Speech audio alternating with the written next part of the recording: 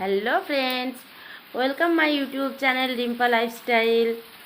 কেমন আছো তোমরা সবাই? আজ আমি তোমাদের সঙ্গে একটি মোমো রেসিপি শেয়ার করতে চলেছি।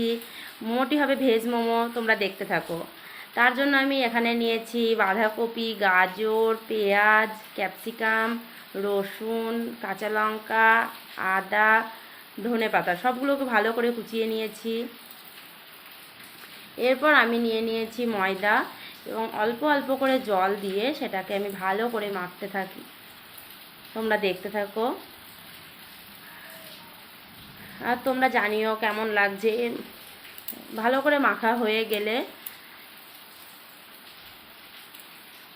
আর এমন করে মাখবে যেন আটাটা বেশি নরমও না হয়ে যায় এবং বেশি শক্তও না হয়।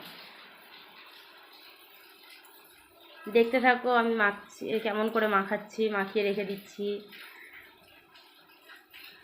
আটাটা ভালো করে ম্যারিনেট করা হয়ে গেলে এটাকে আমি 15 মিনিটের জন্য ঢাকা দিয়ে রেখে দেব। এবার 15 মিনিট ওই দিকে থাক, আমি ততক্ষণ সবজিটা বানিয়ে নিই। প্রথম আমি গ্যাসটা ধরিয়ে নিয়ে কড়াইতে গরম হলে তার মধ্যে তেল দিয়ে দিলাম। তেলটা গরম হলে একটু পেঁয়াজ কুচি, রসুন কুচি, আদা কুচি দিয়ে একটু হালকা নেড়ে চেড়ে, বেশি নাড়াচাড়া করার দরকার নেই, হালকা নেড়ে চেড়ে এর মধ্যে দিয়ে দেব কাঁচা লঙ্কা কুচি,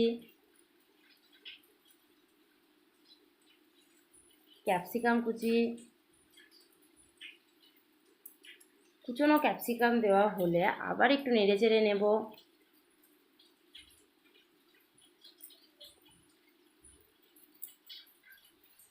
গ্যাসের ফ্লেমটা সবসময় লো রাখার চেষ্টা করবে, নাহলে এটি পুড়ে যেতে পারে।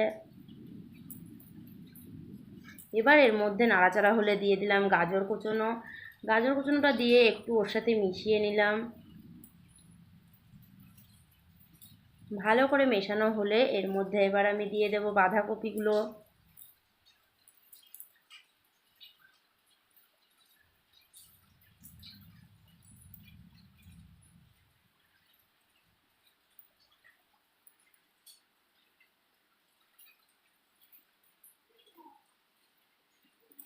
এর মধ্যে তোমরা সয়াবিনও অ্যাড করতে পারো, আমার কাছে সয়াবিন ছিল না তখন, সেই জন্য আমি সয়াবিন অ্যাড করিনি। আরও তুমি মনে করলে পনিরও দিতে পারো। এরপর আমি এর মধ্যে দিয়ে দেবো লবণ। লবণটা দিয়ে একটু নাড়াচাড়া করে আমি লবণটা একটু টেস্ট করে দেখে নেব। লবণটা দেখলাম একটু কম হয়েছে, তাই সামান্য একটু লবণ দিয়ে দিলাম। তারপর এর মধ্যে আমি দিয়ে দেবো হলুদ গুঁড়ো। হলুদ গুঁড়ো দিয়ে ভালো করে ওর সাথে মিশিয়ে নেব। মিশিয়ে নেওয়ার পর এর মধ্যে একে একে দিতে থাকবো ধনিয়া গুঁড়ো,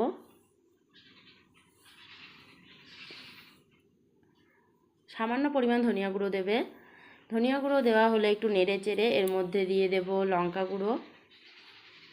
লঙ্কা গুঁড়ো তোমরা তোমাদের টেস্ট মতো দেবে। লঙ্কা গুঁড়ো দেওয়া হয়ে গেলে নেড়ে চেড়ে আমি এটা রেখে দেব বন্ধ করে। এবার আমি আটাটা মাখিয়ে নিয়েছিলাম, সেটা চলো দেখি। দেখো কি সুন্দর আমার আটাটা মাখানো হয়ে গেছে। এবার এটাকে আমি আর একটুখানি মেখে নিয়ে, যেন এই আটাটা এমন করে মাখানো হয়েছে দেখেছো, বেশি নরমও হয়নি বেশি শক্তও হয়নি। ভালো করে মেখে নিয়ে এবার এটাকে আমি ছোটো একটু করে লেচি করে নিলাম। তোমরা দেখতে থাকো ভিডিওটা স্কিপ না করে। লেচি করা হয়ে গেলে আমি একটা বাটিতে ময়দা নিয়ে নেব, এই আর যে লেচিটা করলাম এটাকে বেলার জন্য, না হলে এটা লেগে যেতে পারে। এটাকে আমরা পুরির আকারে বেলে নেব।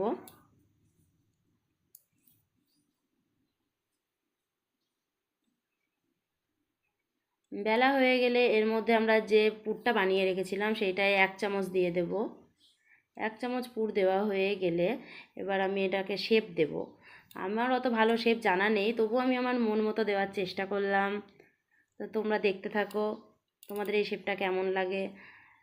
আমিও এটা ফার্স্ট টাইম ট্রাই করছি, তোমাদের এর থেকে ভালো শেপ জানা থাকলে আমাকে শেয়ার করো। আর তোমাদের যদি এই শেপটি ভালো লাগে তোমরাও বানাতে পারো।